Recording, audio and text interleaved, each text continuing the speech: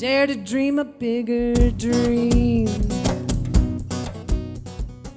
All right, so here we are. My name is Kim Eichhoff, and I am a business coach, and I am doing this series called Dare to Dream, where I am speaking with and asking questions of various entrepreneurs, small business owners that I know, just to find out more kind of about what makes them tick, how they got into what they're doing, what drives them to keep doing it in these challenging times, whether now or otherwise. And just hopefully learn more about kind of the inner workings of entrepreneurs. So today we're with Kerstin Caldwell, and she is somebody that I've known for how long now? 7 years, 8 years? Something like that. I don't know. I don't even know. And I'll let her introduce what she does. She does something very fascinating.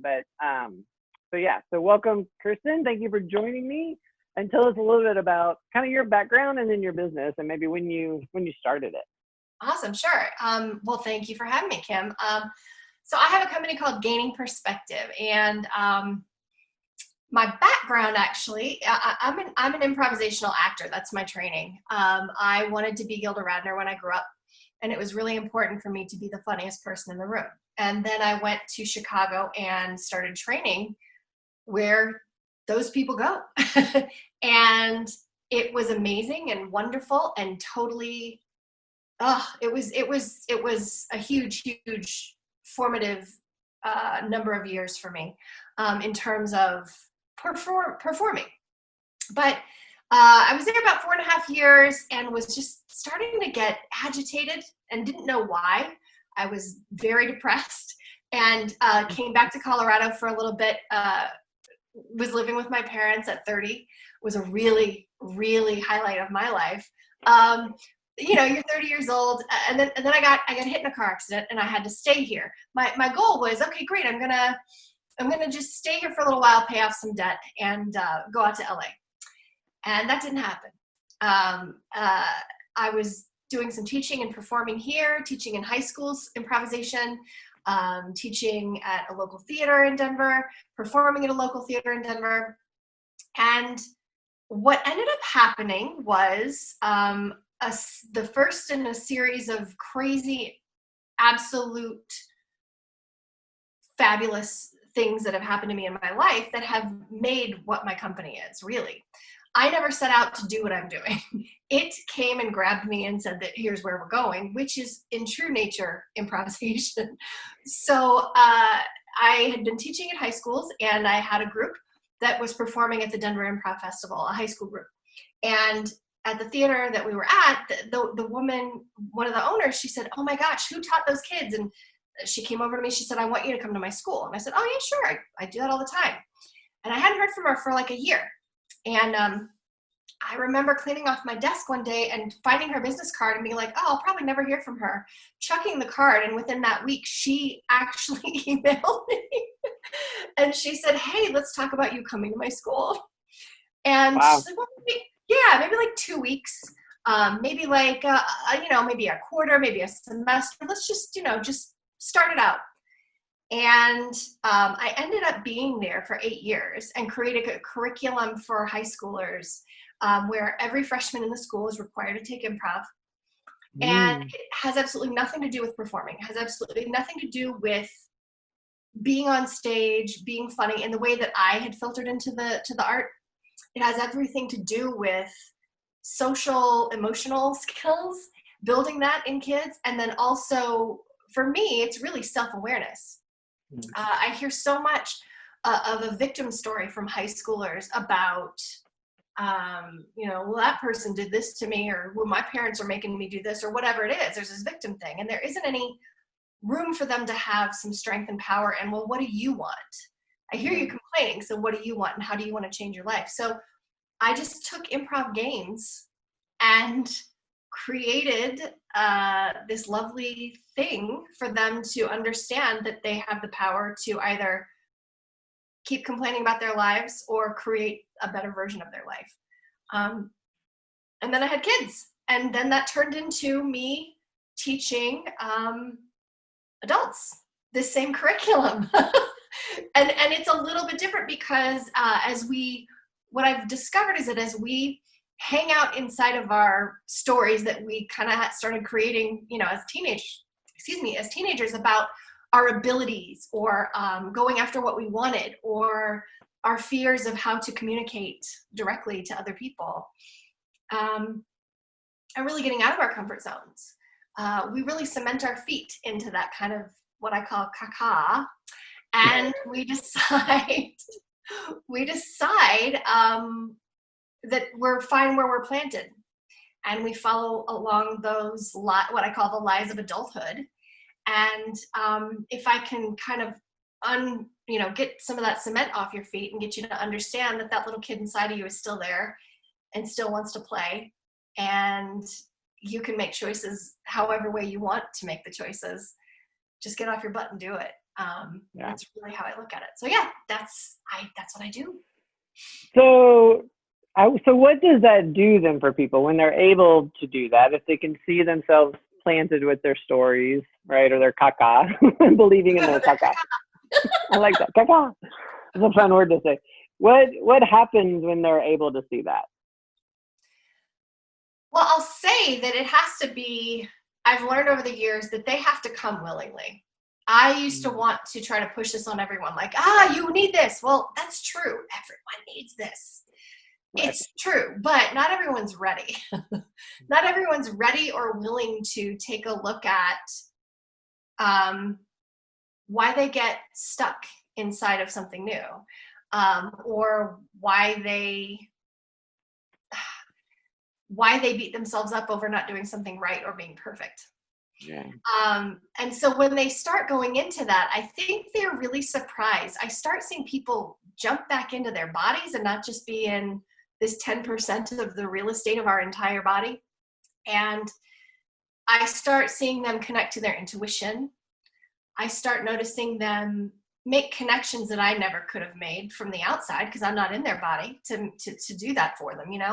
I see myself in this really interesting role where I'm offering you something as a teacher, and as a practitioner, as someone who has used improvisation for 27 years as a way to read the room and know how to approach people, to know when to approach people, which people to approach, and to put on the version of myself that could clearly communicate to that version of the person that I'm seeing on the outside, right? And so if I know it works for me through my own history with trauma and my own upbringing, how could this not work for other people? So in watching them make those connections for themselves in their own daily lives, and to just be there, like patting them on the back saying, you got this, that's fabulous. What does that make you want to do now? I'm not a life coach, I'm not a therapist. I've just tripped into this thing that has really empowered teenagers to be better versions of themselves and to grow into who they really are, and is helping adults to do the same thing, to just say, oh yeah, that's crap. Why am I carrying this giant bag of crap that I've had for this many years? Well, when you talk about working with teenagers, I think about how wonderful it would have been to learn this stuff as a teen, right?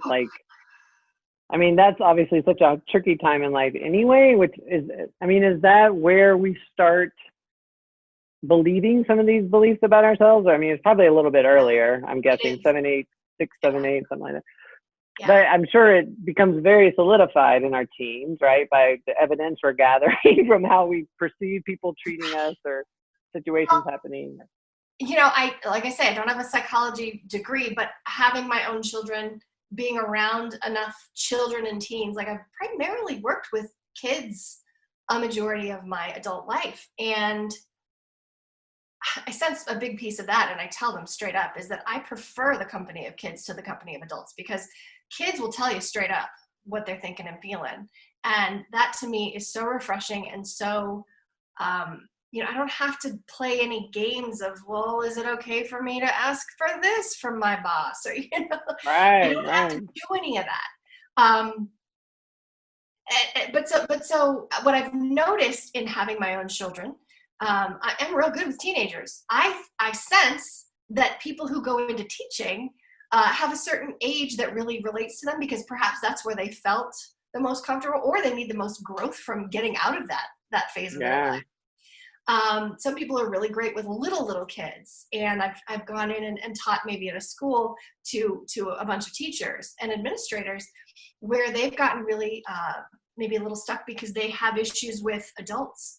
They prefer just being with children, right? And adults who don't like children. And, you know, there's a disconnect of, for me, what that says is somewhere along the line you thought it was dumb. You're judging what being a kid is like, and maybe you didn't have a very good connection to being a kid. Maybe you couldn't wait to grow up, or maybe you didn't get to fully be a kid, and there's a part of you that is pissed off about that. Right. And so you're holding on to a whole new dynamic of a story that keeps you from engaging fully as yourself. But yeah, with teenagers, I think there's a huge societal thing that I really am wanting to crack open. I remember this as a teenager, but it wasn't until really just recently that I started realizing we had this massive story of like, teenagers, like just that alone. Oh yeah, wait till they're teenagers. I remember when my babies were little and be like, oh, wait till they're a teenager. I just sometimes want to smack people. The dreaded teenagers, yeah. Yeah, well, yeah, you were a jerk too, you know? So right. We all were. So couldn't we help them through it instead of shitting on them and making it worse? You know what I mean? That would be good, yeah. Oh, yeah. So to have people who work with teenagers who are so passionate about helping them get through that means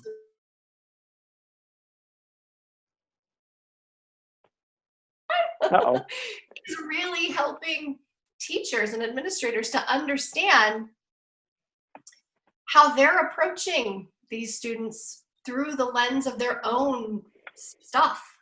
You know, what is the belief and behaviors? What are those things that you have that are keeping you from really engaging with those kids? You know, are you really worried about these test scores and the standards and all that, and managing some people who might not get along very well? Well, you know, how do we just take a look at ourselves first? Just look at yourself, because we're really good at going for the organization. We're really good at going for the work itself, and not just stopping and going, oh, I was a jerk. I was totally wrong. You know? Well, what's interesting when you were talking about that, you were saying you love working with teenagers because they just are honest, essentially, right? They tell you how it is. They're in your face. And when you were saying that, I was like, God, that's one of the reasons that I don't like working with teenagers, because that scares me, right? So, and then you're like, well, maybe I like doing it because that time in my life I connected with or whatever. And I was like, oh, I didn't know what my voice was, or didn't have my voice in that time, so I couldn't do that. So when people are able to do that, I guess at that age, and maybe even older, I have some friends that sometimes I'm like, whoo, that's uncomfortable because you're so out there sharing your perspective or being who you are. So obviously that's, you know, my area of growth that I had to work on, is like that comfort. Yeah. Well, those are those things. We are in relationship with each other as a way to see where, like, we stick with the people that make us feel comfortable, or we sometimes are with people that really just, they're grinding on you. I am so fascinated by the human condition, by why we behave the way we behave, and used to just put that on stage, and I still do. I still perform, but that isn't my driving force anymore. How are we all aware of what it is that we're bringing to one another, and how we're either leaving I'm speaking a lot of poopisms, here I go. How are we just leaving our crap all over each other? And that's one of the first things I say whenever I enter a schoolroom. And I have yet to get confident about doing this with corporate situations. But I need to just be who I am. So perhaps that's coming. Is that, you know, I just think of the world. We're all in this lovely pool of water, and it's warm and the sun is shining on us. And then all of a sudden, someone throws it and we're wearing it. And I take it very personally. It is my responsibility to hold on to my stuff. And if I do let it go, I immediately go, hey, guys, here's what's up. There's something going outside of here that is really I'm working on in my own life. And unfortunately, that was a moment where I got a little unhinged and it got on you, and I apologize. Let's clean it all up. Let's get everything back to normal. It's just, life is full of BS and we see it everywhere, but nobody's really doing the calling it out. And so if we can just get brave, and I'm holding myself accountable too. How can I be brave enough to do that in front of you so that you're brave enough to do that in front of other people too? Right.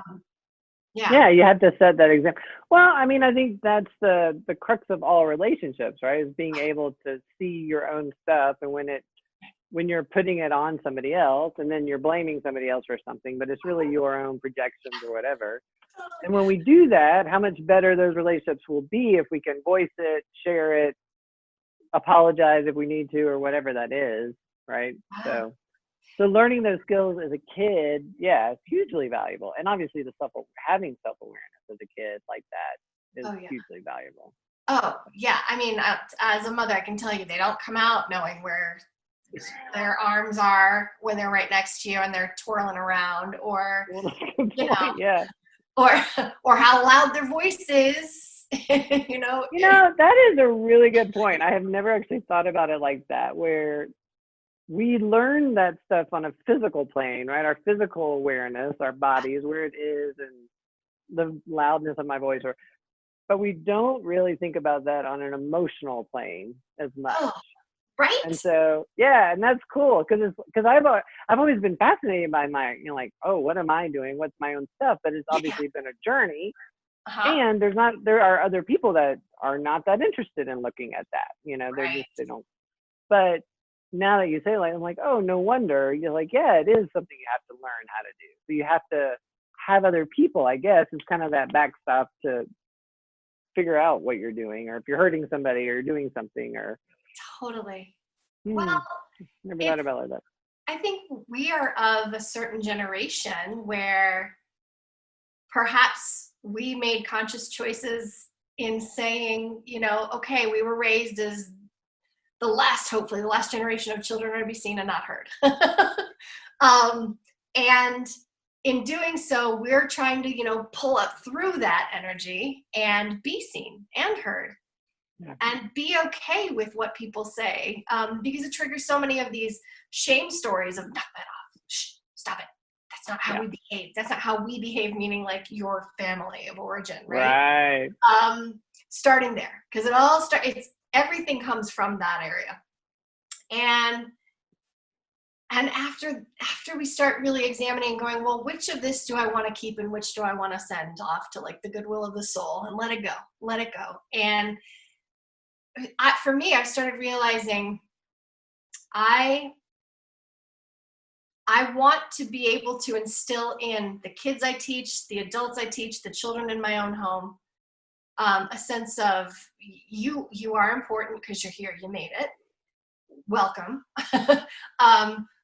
It's okay to feel those feelings because we all do. And there hasn't been anyone before us who even allowed themselves to feel, much of it.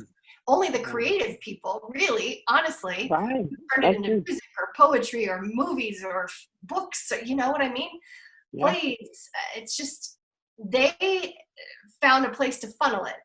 And if I can help you to start just looking at it and feel it and move through it while it's happening in real time, wow, you're going to cause so much less damage to yourself, to other people. Yeah. And maybe that's the handbook that was never given to us because the handbook before was just seen and not heard. Just, yeah. Well, yeah. And that sets up my next thought about that is from your perspective, like building your business, creating your business, and teaching these skills to other people. What do you feel like on a personal level that you've learned about yourself and that you have carried forward and that's helped you build your business or grow your business? I've learned I'm a hell of a lot more resilient than I ever thought I was. Never in a million years did I think I was going to have a business, be an entrepreneur. I can barely even spell that word. never did I think that was going to happen. And there are still those areas inside of that I'm learning from. It's the relationship I have with my business is another like relationship, just like me and my husband or me and my children, you know, or me and a friend. I have to really sit inside of those things that are yucky. Like, I don't want to reconcile my books. Yeah, nobody does. But I don't have the money to pay someone. Yeah, okay, great. Well, then you're doing it. You know, and creating, well, what's the fun game around that? How can I enjoy the things that I don't want to do? How can I enjoy marketing a business that is totally not, it doesn't fit into any category in the world? Right. Making it up. Exactly. And so there are those things. I'm far more resilient than I thought I was. And there are times where I need to just sit down with myself and have a little conversation about, yeah, look at how far you've gotten. I started this business in 2006. Yep, March of 2006. And to be honest, it's taken a turn because I was originally just teaching for the stage. And it wasn't until, what was that, 2012? No, it was in 2006. At the same time this started happening, it just wasn't until about 2012 or 13 that it really became clear that it was about self-awareness and not about for the stage. So I had a training center where I was teaching people to be on stage, and it just wasn't fulfilling anymore. And honestly, now I know that the depression I had in Chicago that brought me back here was because I was tired of watching people play the game of who's the funniest, who's the best. You know, it was really what I was watching was people pretend they weren't in pain for not fitting in and trying to fit in ways that felt really inauthentic. So I knew I didn't want to do that anymore on a deeper level than my conscious mind. And sorry, I keep going off topic, but so in terms of my business, my husband's letting the dog in because he is obsessed with me, the dog. A little anxiety. In terms of the business, I've learned that I can do big things that are scary. I've learned that I have a lot more knowledge than I thought I did. And I've really had to push through this concept that I am not a therapist, but I'm doing some things that feel like therapy to people. You know? Yeah. And that's okay. Yes. And that is okay. That is okay. I'm just asking you, is it okay to look at yourself? Right. Is it okay to, in a playful way with games, is it okay to notice the things about ourselves that normally a therapist would ask us to do that would feel really hard, and maybe within a couple of hours you go, whoa, it sucked when I felt that, but now I feel better because I get why I do it. Boom. Mm-hmm. Okay, cool. Yeah. Right. Good connection. So right now we're in the middle of this pandemic as we're recording this. Yeah. What do you think? I don't know. One of the things that I'm fascinated about with entrepreneurs is the resiliency that you're talking about and the creativity, right? So people that I know that I work with, and then just other business owners that I know, are super good at reinventing themselves or recreating their business or figuring out, okay, this isn't working, this is what I need to do, and that sort of thing. Yeah. So how has that mentality or mindset, or do you agree with that, first of all? And do you have that mindset? And then if you do agree, how has that helped you during this time? Because to me, this time, and we were briefly talking about this before we started recording, but this time is triggering all of us in different ways, whatever our issues are, right? It's triggering those deepest things for each of us. And then also on a global scale, it's triggering stuff. So how has your kind of mindset on being an entrepreneur helped during this time with whatever is challenging you right now? Yeah. Well, I think what's interesting is that I have to just take the word entrepreneur out of it. I have to take the word business. I have to take all of those words that are labels out of everything. I'm great with change. Change is awesome. I'm used to being on a stage and something happens and we go in that direction, or now I'm in a new reality the next time I go on. That is great. That my brain has already been wired for change. Yeah. And not everybody's has. So in that respect, I'm cool. And I know that because I choose to allow life to give me information that it sparks, well, this is the new workshop I'm offering, or this is the new way I want to approach how I teach, or this is how I want to offer something different to a school. That part is easy for me. That part is easy. I think what is happening is I'm learning how much deeper I want to go in terms of what I will and will not allow from a company who wants to come and work with me. I'm not here to just have happy fun. Yay, we did improv one time. I'm really wanting to really make what I do meaningful and impactful for the one person, the 12 people, the school, the business that I work with.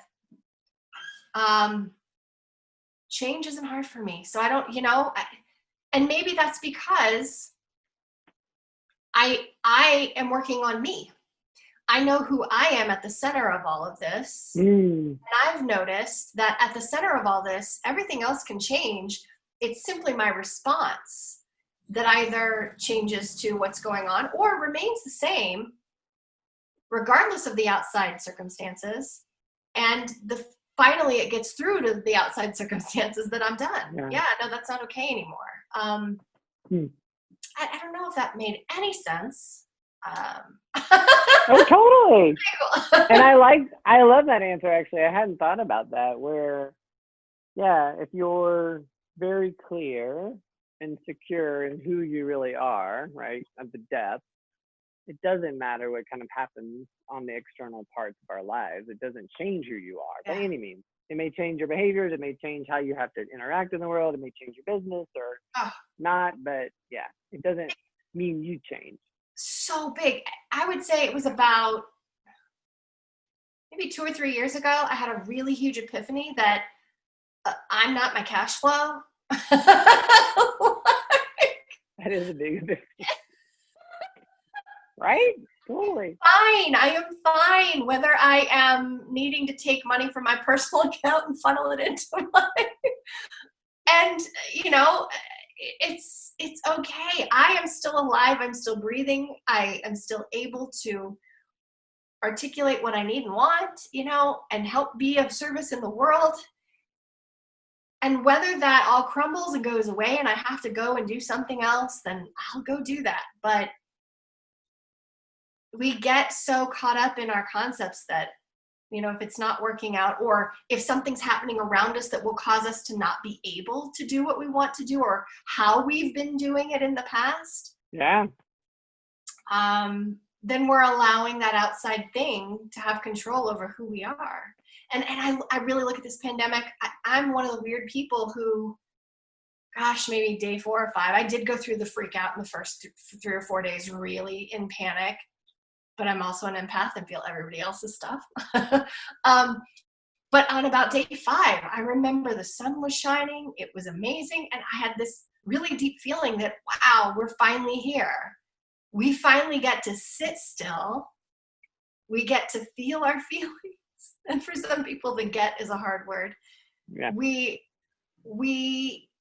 get time in our life that many lifetimes don't get to have to go into those hard places and really decide what we want to do and where we want to go. And I have full optimism that this will go. There's going to be some rocky stuff, but this will end up okay. And we'll have a lot less baggage and things maybe forcing the choices we make with our businesses. I'd rather make a choice because it's my calling and the service that needs to be provided versus the past where I would make a choice because I needed money to come in. Yeah. And the energy of that I have noticed over the years. Wow, people sure do come and engage with what I'm offering when I'm speaking from who I am versus the fear that is residing inside of me. So to that point, do you think there's a real kind of risk, I guess, or danger in a lot of business owners doing just that, right? Just jumping into the thing. This is how I have to make money. What I've tried to encourage my clients to do right now, especially the ones that are slower, I have some that are, this is very busy time for them because their business fits perfectly with what's going on and they're able to survive and do well. I have a lot that are struggling, trying to figure out how to bring income in. And so what I'm doing with my own business and how I do things is the same thing, where it's like, what do I actually really love about this, right?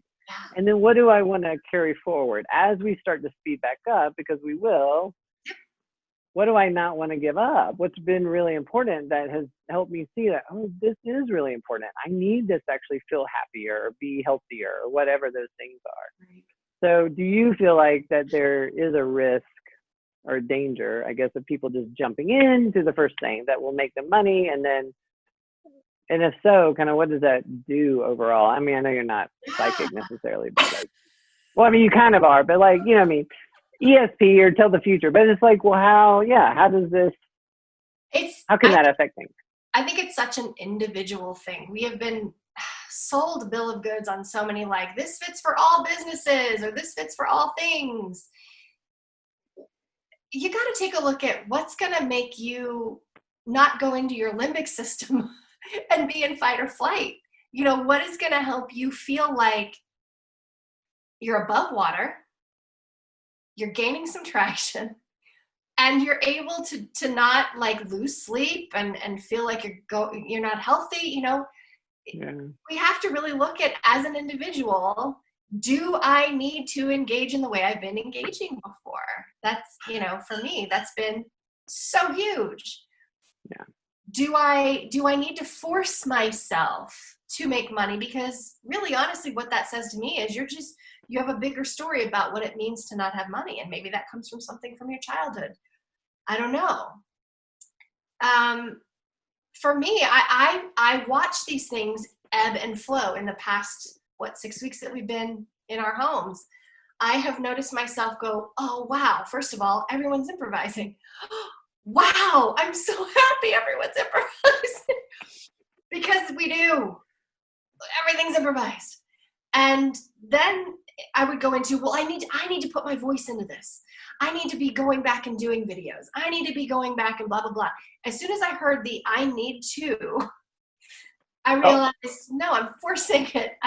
That's not the authentic voice. That's not the timing. I know I will at some point. A lot of people who teach improv have been teaching each other how to do it online. I've been learning how to teach online, and I'm formulating how am I going to offer the programs that I offer in an online setting.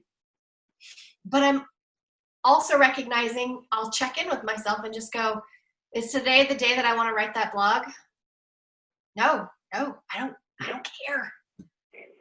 And being okay with that. Yeah. But again, that's an individual process. It's something that I've had to get to over a few years. And it's not something that I think, if you are the type of business owner who is really in panic mode and stuck in fight or flight, you can't just jump forward and go, great, well, I'm not going to worry about it. Right. Your brain has been wired towards the fear. So how do we unwire out of the fear? Is the kind of stuff that you teach and teaching people how to play in general, is that, because fight or flight, to me, obviously you think about stress, right? That's what causes it, that fight or flight response. Yep. Is that a great way to release stress? Play? It's like a silly question, but well, no, I think it's a great question. We live in Colorado where a majority of what we do, to play is anything that's outside. We're running, hiking, biking, doing skiing, all of the wintry sports. And it's fascinating to me. We go out to go seek those things, right? But for me, community, doing that in a communal way, like just to give you background, it makes perfect sense why I do what I do. I grew up in a funeral home, and we lived in the top floor, and downstairs was where all the business was happening, right? And so the message I got as a kid was, shh, there's people downstairs.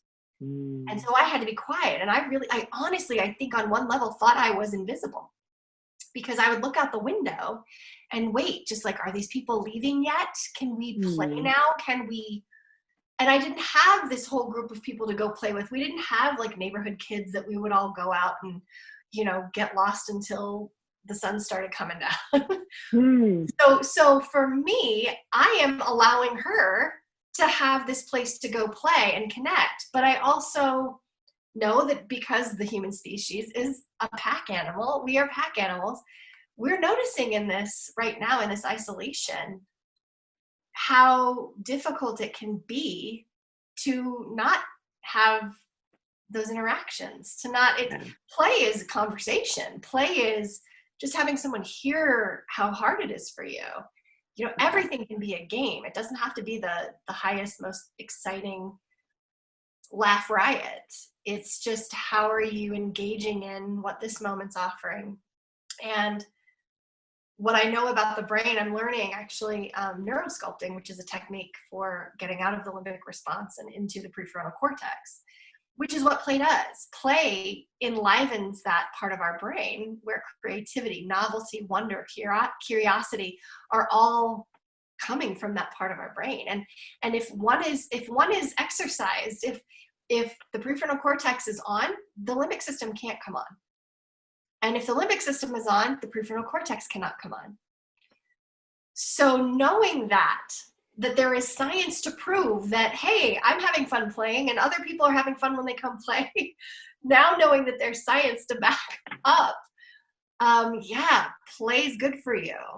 It keeps those things that happen when we go into the limbic system, all of the stress hormones, all of the negative benefits that our body is receiving from being in that limbic state. It stops those, and we can, perhaps reverse some aging, or at least reverse some disease from happening. Why the hell not? There's my commercial. I think it's great. And it's great to have an avenue to go play, as an adult, to learn how to do that. I think I read an article, I don't know, years ago, but it said in there, the line I remember, I don't remember what the article was, but I remember the line that said, play is as important to our well-being as sleep, which I thought was amazing. And I'd never heard that it was that important, right? And I was like, oh, crap, that's really important. Yeah. So, yeah. Well, and again, play is anything that engages that prefrontal cortex. So I'm a huge knitter. I've been knitting like crazy sitting here in this pandemic. What's the creative thing that makes you calm down your nervous system and be in a more homeostatic state?